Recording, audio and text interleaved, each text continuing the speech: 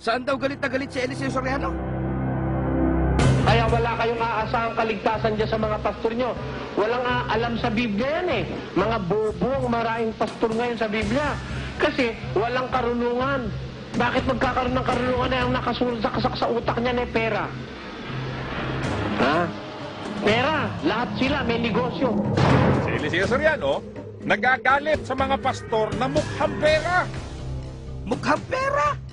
Lahat daw kasi may negosyo. Si Eliseo Soriano, galit sa may negosyo. Galit! Matakaw daw kasi sa pera. Lahat ng pastor na matakaw ng pera, tandaan nyo sa demonyo yan. Aba, alam pala ni Eliseo Soriano na kapag ka matakaw sa pera, ay sa demonyo. Alam na alam niya yon. Galit si Eliseo Soriano sa pastor na bobo.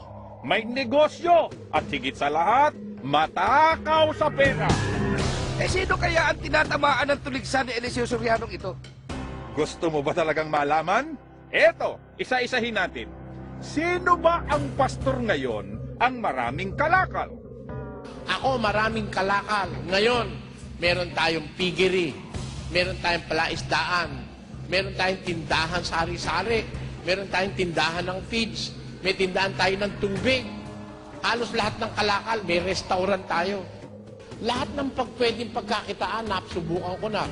May pahulugan akong panty, brief, medyas, mga sapatos. Lahat, alam ko yung negosyo. Miski ngayon naman, nakita nyo naman, di ba?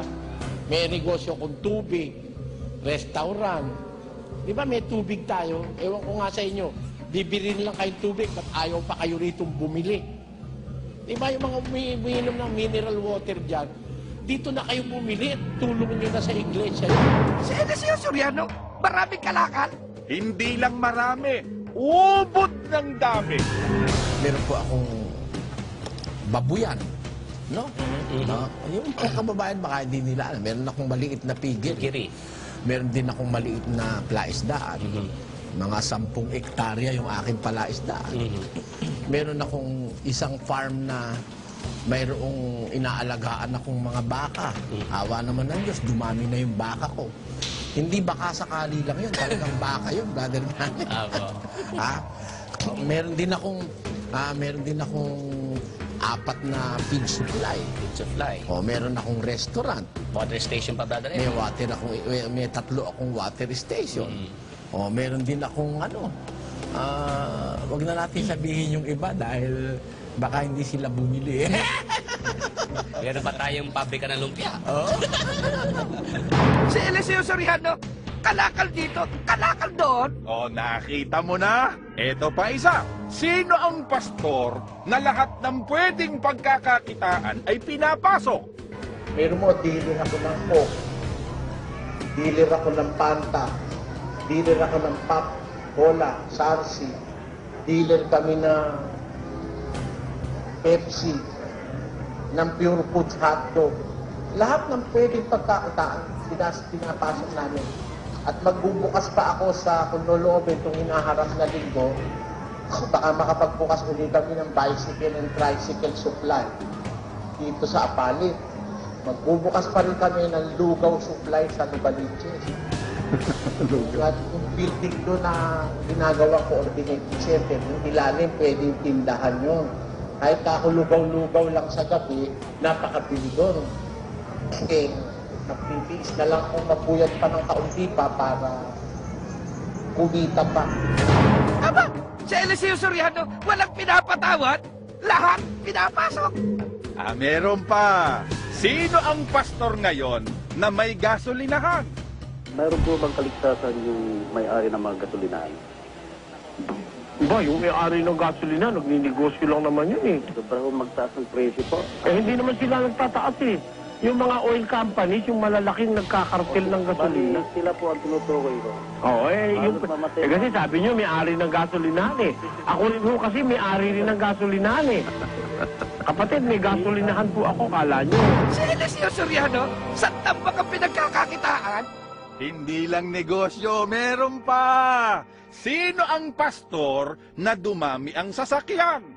Meron mo, kung makapili kami sa sako, 3 plangganang malalaki ng lumpia. Ngayon, nahingi ko lang sa balintawak yun, ang gandang negosyo nun. Nakabili nga ako ng jeep eh. Oh. Nakabili ko 3 jeep. Pero mo walang puhunan ako sa lumpia. Nako, ang bili-bili ng lumpia namin, 3 piso. Ang sarap pa dahil ako nagluto eh. Nakabili ko 3 jeep. At sa aking pangangaral ng Ebanghelyo ni Cristo, naging kaakibat na namin ang lumpiang prito hanggang ngayon.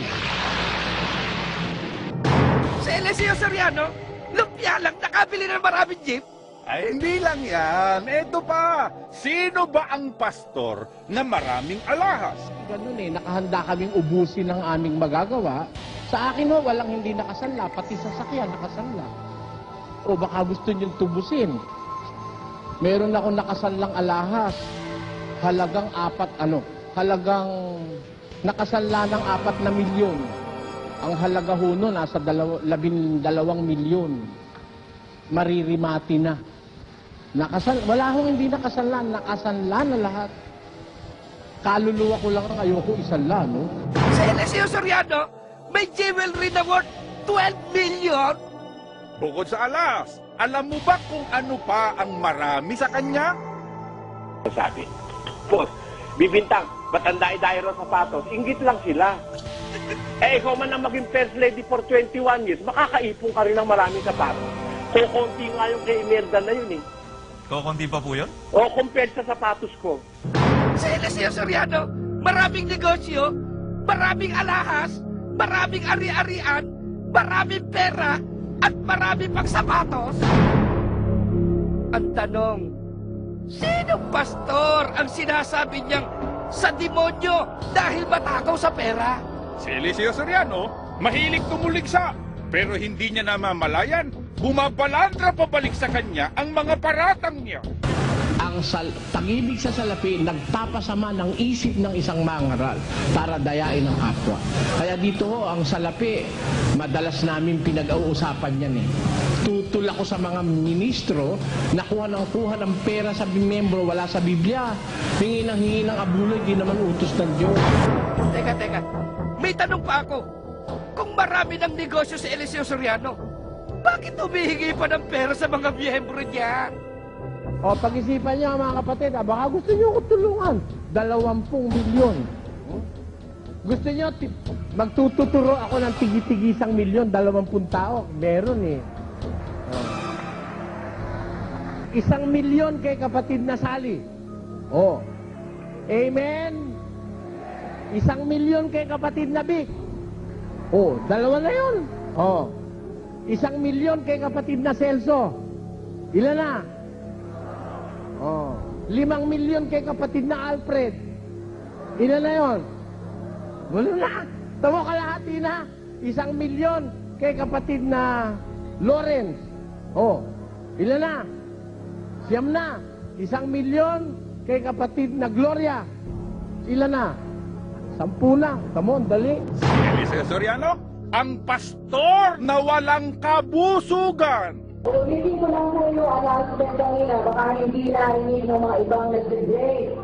Yung po ating proyekto na 1,000 ay iipon ng bawat isang kapatid, pwede nyo po ihulog dito sa account number na po, sa bangko, para hindi kayo problema sa pagdadala pa niyan.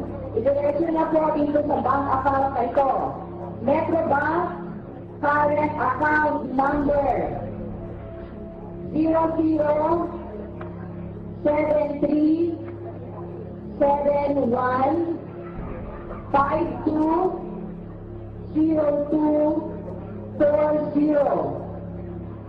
Abali Pampanga Branch.